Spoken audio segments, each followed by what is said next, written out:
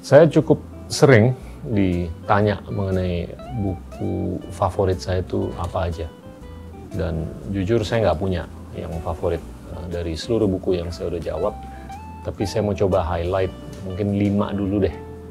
Yang pertama ini judul bukunya Ride of a Lifetime yang ditulis atau dikisahkan oleh Bob Iger, mantan pimpinan Disney.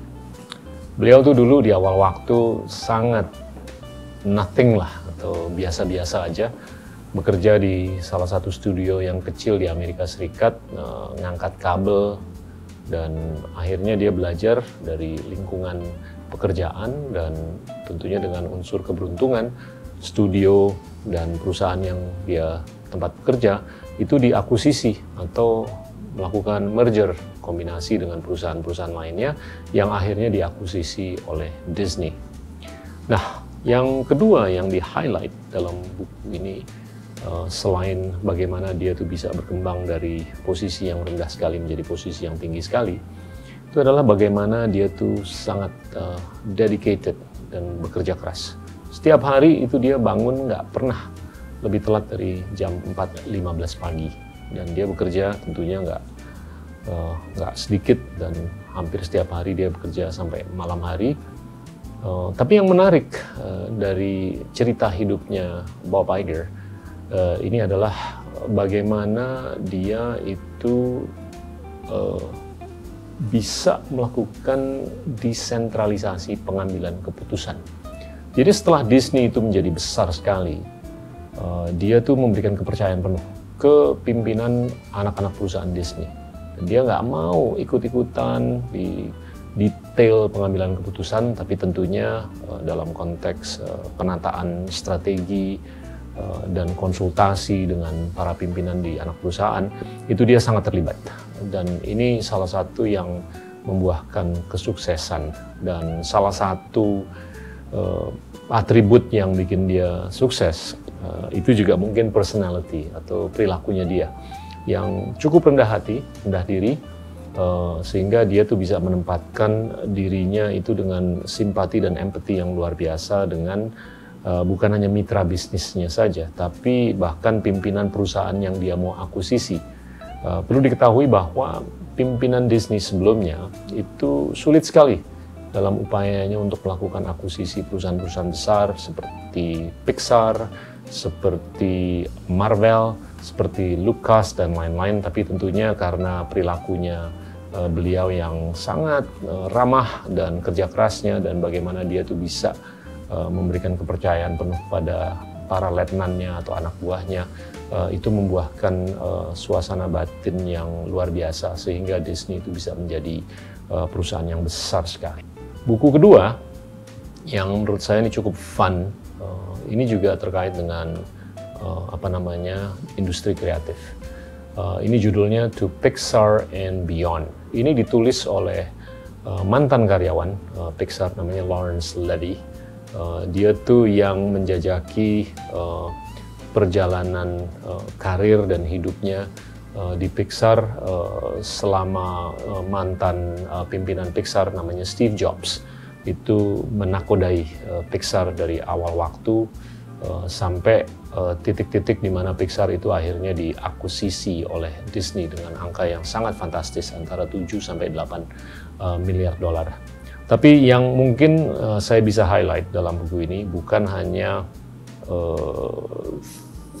visi Steve Jobs yang bisa membuahkan narasi dan eksekusi di Pixar yang luar biasa, tapi pesan-pesan filsuf yang disampaikan oleh Steve Jobs dalam perjalanan hidup di To Pixar and Beyond.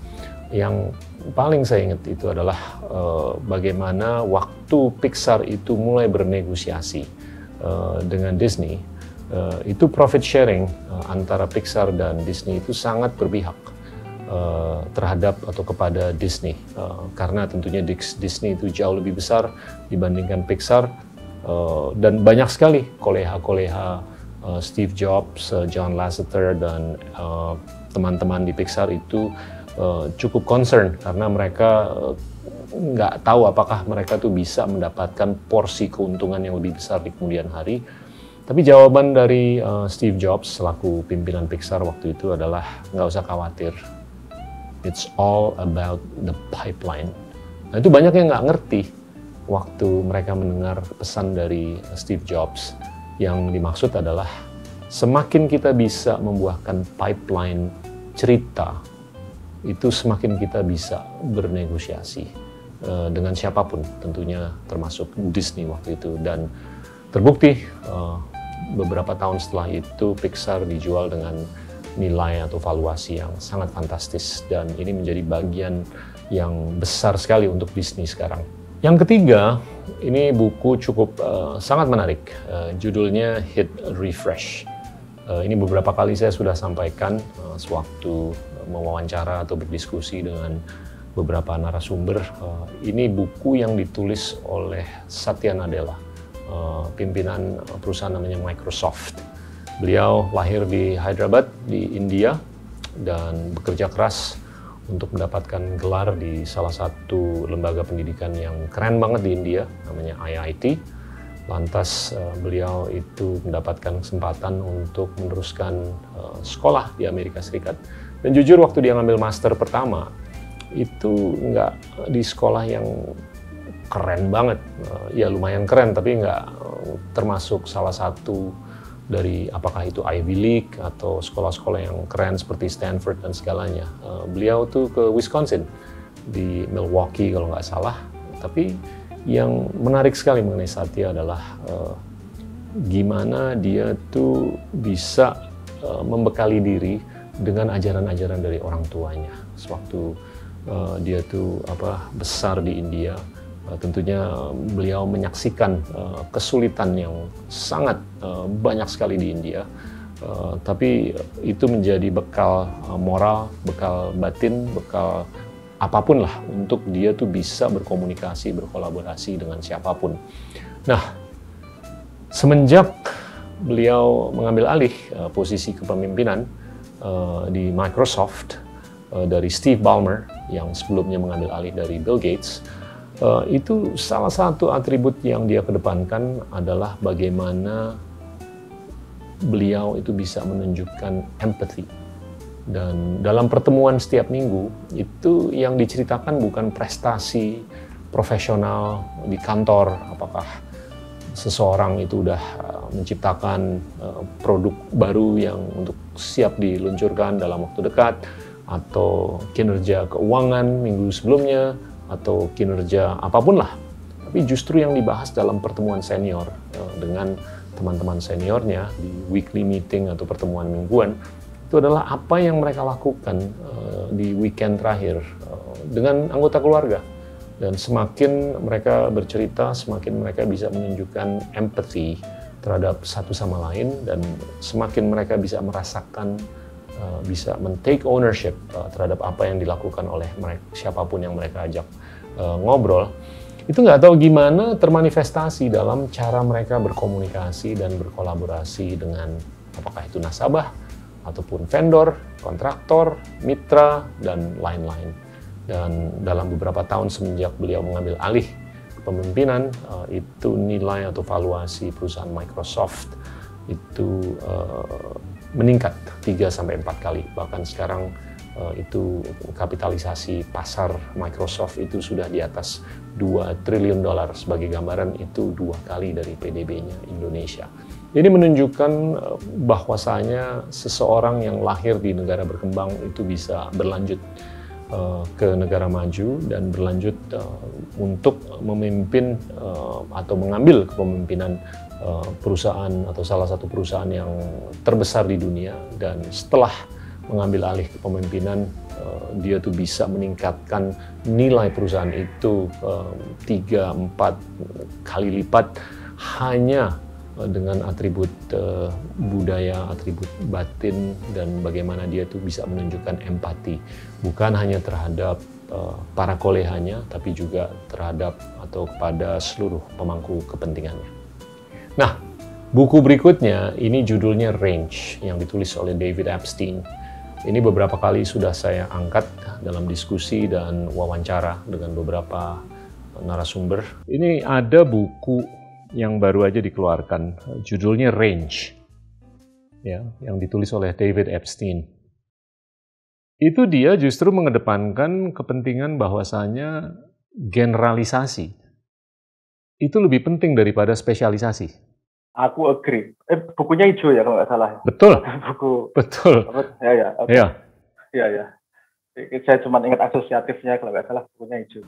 Pada intinya David itu berargumentasi atau berhipotesa bahwasanya oke untuk kita melakukan spesialisasi di masa lanjut, bukan di masa awal. Dan ini agak-agak tabrakan atau berlawanan dengan hipotesa atau teori yang dikedepankan oleh penulis lainnya, namanya Malcolm Gladwell, dalam bukunya namanya Outliers, di mana di buku Outliers itu yang dikedepankan adalah hipotesa atau argumentasi bahwa kalau kita mau keren banget, itu kita harus menekuni bidang itu seawal mungkin dan minimum itu untuk selama 10.000 jam. Saya lebih sependapat dengan David Epstein, dan ini lebih relevan untuk kepentingan bukan hanya diri saya sendiri, tapi anak-anak muda yang mungkin khawatir melihat sekelilingnya itu mereka menjadi spesialis dalam konteks coding, menjadi spesialis dalam konteks apapun. Kalau menurut saya lebih percaya dengan proses atau konsep pendidikan untuk melakukan pembelajaran mengenai multidimensi di awal waktu. Nggak perlu terlalu dalam di satu dimensi saja.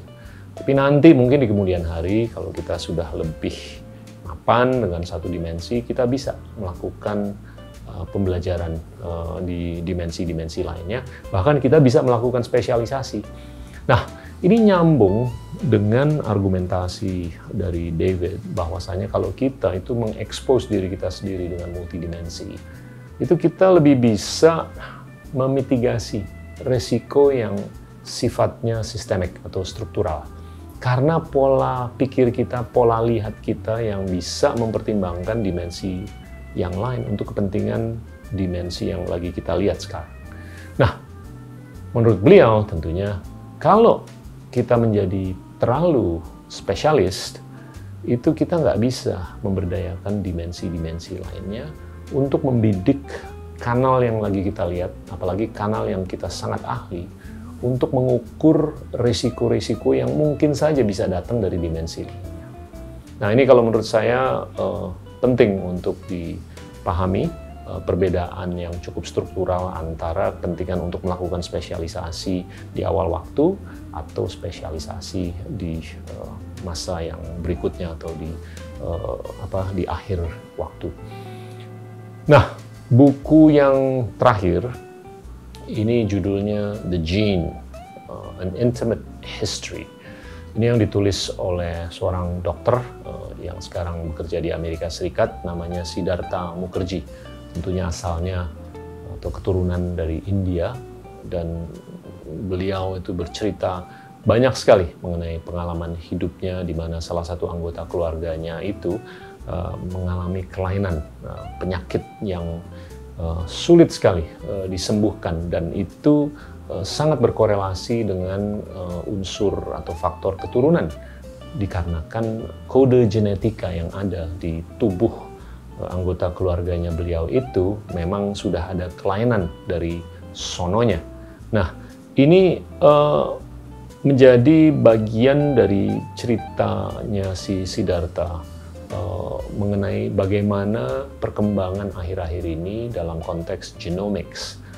Genomics itu adalah ensiklopedia dari kode genetika kita, yang mana dalam tubuh kita itu ada kurang lebih 21 sampai 24 ribu gene yang menentukan atribut fisik kita, atribut intelektual kita, dan atribut-atribut lainnya. di mana rekayasa dan rehabilitasi dan terapi terhadap masing-masing gene ini sudah bisa dilakukan, dan perlu diketahui bahwasanya di masing-masing gene kita itu hanya terdiri dari 4 huruf saja, yaitu huruf A, huruf C, huruf G, dan huruf T, yang mana tatanannya itu bisa diatur ulang, bisa di-delete, bisa di-cut, di-paste untuk mengubah atribut fisik kita, bahkan secara teori IQ kita itu dengan rekayasa genetik itu bisa ditingkatkan dari 100 menjadi 1000. Tentunya ini memakan waktu, ini baru di level eksperimental, tapi secara teori hal-hal seperti itu sudah sangat memungkinkan. Nah, ini yang diangkat oleh Siddhartha Mukherjee dalam buku The Gene. Jadi itulah beberapa buku yang saya sempat baca sebelumnya dan saya cukup sukai, tapi bukan berarti mereka ini favorit saya. Tentunya yang lainnya ini juga sangat keren untuk dibaca.